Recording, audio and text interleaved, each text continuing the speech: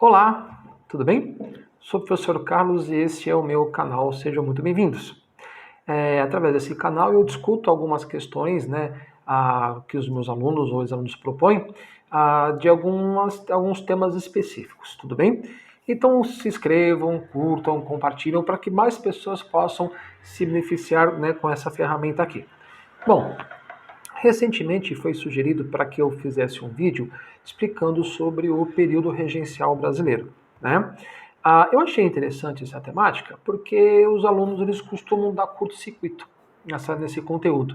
Eles pensam que é um momento à parte do Império Brasileiro, quando na verdade ele está dentro do período do Império.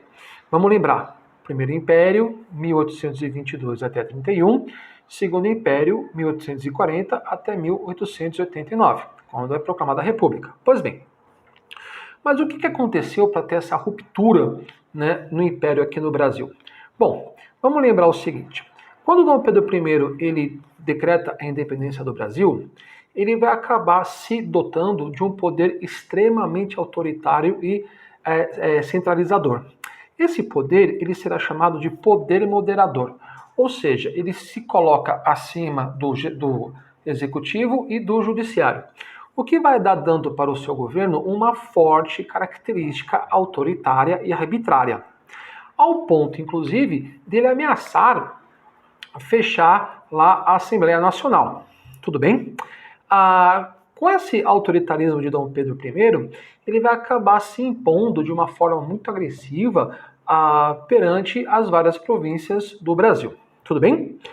No meio dessa bagunça toda que ele vai causar, ele vai acabar reagindo de uma forma muito agressiva e muito violenta na Confederação do Equador, quando as províncias do Nordeste, lideradas, um dos líderes sendo aí o Frei Caneca, decidem decretar a independência do Brasil. Frei Caneca já tinha se revoltado antes e Dom João VI havia perdoado o cara. Até aí tudo bem. Só que com a sua nova rebeldia, além de Dom Pedro I atacar com muita violência o pessoal da Confederação do Equador, mandou executar Frei Caneca, causando aí um grande desconforto para que ele pudesse governar. Não contente com isso, nosso amigo Dom Pedro I vai acabar se metendo em uma outra confusão, mas dessa vez internacional, que vai culminar e vai fulminar na famosa independência do Paraguai, que foi simplesmente a Guerra da Cisplatina. Dom Pedro I ele acabou tendo dificuldade de mobilizar as forças armadas, no caso, Exército e Marinha, para sair lá do Equador, lá da Confederação do Equador, lá no Nordeste, descer tudo para controlar essa revolta. Resultado, o Império Brasileiro ele perdeu em território uma parte substancialmente grande, o que acaba deixando descontente boa parte dessa elite agrária brasileira que perdeu territórios lá no sul do Brasil. Pois bem, nesse momento, Dom Pedro I era constantemente atacado, constantemente denunciado por uma grande quantidade de jornalistas em relação ao seu autoritarismo, em relação à sua centralização. Ele era quase um imperador absolutista nos moldes do antigo regime. Olha que loucura, no século XIX isso, tá, gente? Pois bem, quando o seu pai morre lá em Portugal, Dom Pedro I ele acaba abdicando ao trono, não vai confundir, estou falando de Portugal, a favor da sua filha, a Dona Maria da Glória, deixando o seu irmão, Dom Miguel, de lado.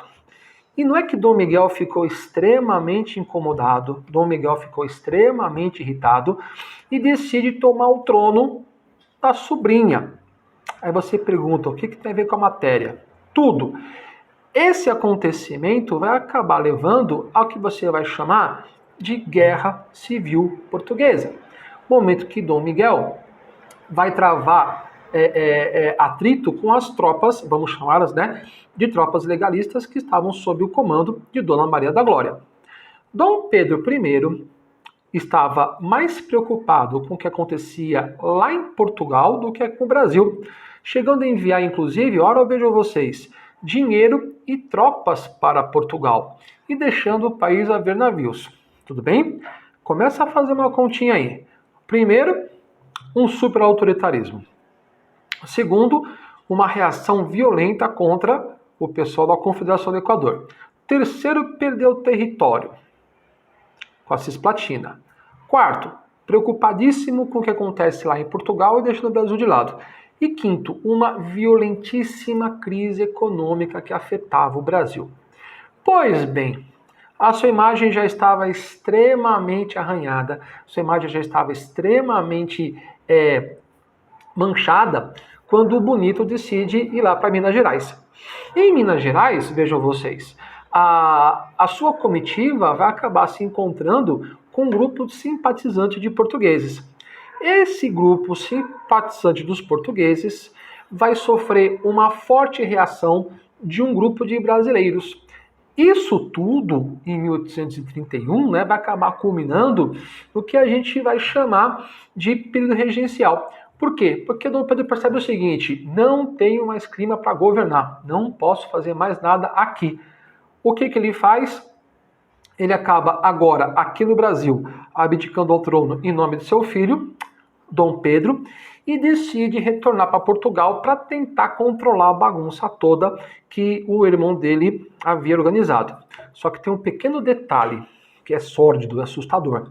O governo do Brasil ficaria sob o poder de uma criança de 5 anos de idade. Por quê? Porque Dom Pedro, coitado, era uma criança. Dom Pedro II não tinha idade e maturidade intelectual e emocional para ser imperador. Então, nesse período de 1831 até 1840, nós vamos chamá-lo de período regencial. Um momento extremamente conflituoso, extremamente violento, onde um conjunto de revoltas provinciais vão acabar estourando e que vão se somar a uma grande disputa política que vai envolver, de um lado, grupos liberais e, outro lado, grupos de conservadores. Qual que vai ser a jogada? Uma das primeiras medidas tomadas pelos regentes será a criação do que a gente vai chamar de Guarda Nacional. O que é essa tal de Guarda Nacional? Era simplesmente o fazendeiro que havia recebido lá uma patente de coronel para poder facilitar o seu controle sobre tropas. A boa parte desses soldados, em algumas situações, eram compostas por jagunços, e aí tentar resolver as várias revoltas que vão correr no Brasil. A balaiada, a sabinada, a revolta dos malês, a própria farroupilha que vai estourar lá no sul. Quando você pensa nessas revoltas regenciais, nós temos que ter em mente o seguinte: não havia um projeto claro de governança. Eram pessoas que estavam entrando em atrito ou com as elites locais, ou as elites locais que estavam entrando em atrito contra o próprio império. O caso da Farroupilha é isso. Elites locais estão se revoltando contra o império para tentar a independência. Qual que vai ser a jogada? Na Farroupilha, como o Brasil estava mais preocupado em comprar carne e vinho lá da Argentina, os pecuaristas, vamos chamá-los assim, tá? Do sul do Brasil vão acabar se revoltando. Essa vai ser a mais longa das revoltas. As revoltas ditas populares nesse período, vocês podem colocar aí a revolta dos malês, a balaiada e a sabinada. Por que da sabinada? É de um médico chamado Sabino. Ele vai até propor a independência, vai até receber o cargo de presidente da Bahia. Só que ele acaba renunciando ao cargo e depois, por conta disso, ele perde todo o apoio e acaba sendo fuzilado. Esse período, portanto, tem que ser observado como com grandes conflitos, exatamente pela inexistência de um poder central e inexistência de um projeto nacional para o Brasil. São várias influências conflituando umas com as outras que vai acabar culminando nessas revoltas. E como que tudo isso vai se concluir?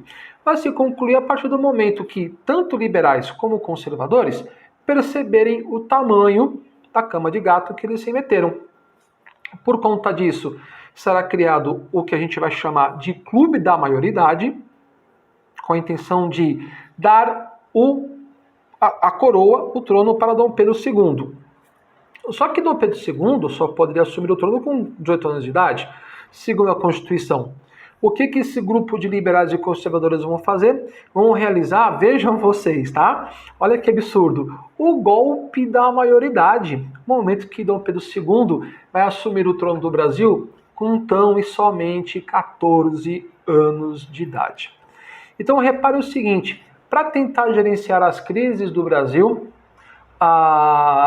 optaram em realizar um golpe, foi um golpe de Estado, vamos pensar desse jeito, porque afinal de contas afrontou a Constituição, e colocando lá no governo um rapazinho de 14 anos. Quando seria muito mais fácil, vamos pensar desse jeito, decretar lá uma monarquia constitucional e vamos que vamos, né? Mas não. A partir desse momento, quando é decretado, quando é dado esse golpe da maioridade, Dom Pedro II será coroado imperador do Brasil. Tudo bem? Pessoal, futuramente eu vou fazer lá alguns videozinhos sobre essas revoltas todas. Tudo bem? Mas não se esqueçam, essas revoltas, elas têm como principal característica ou a ausência de um programa nacional e não se identificavam com o poder que estava lá em exercício. Tudo bem? Eu espero ter ajudado vocês. Curtam, compartilham, escrevam suas dúvidas que eu vou anotando, que eu vou respondendo. É isso aí, sucesso para todos, até mais ver.